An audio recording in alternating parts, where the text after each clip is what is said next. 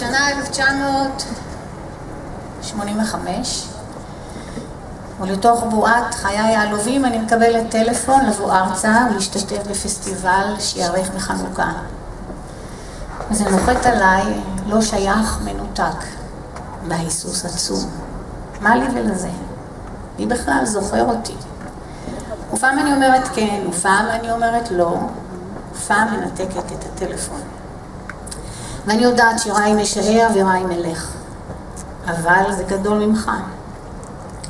וכאילו נרקם דבר ונטבע בידיים עלומות, ואתה מוטל אליו בעל כורחך, כי זה מה שצריך להיות. ואני רוצה להודות לגברי מזור שהיה המנהל האמנותי של הפסטיבל. הרעיון והעיקשות להביא אותי לארץ היה שלו.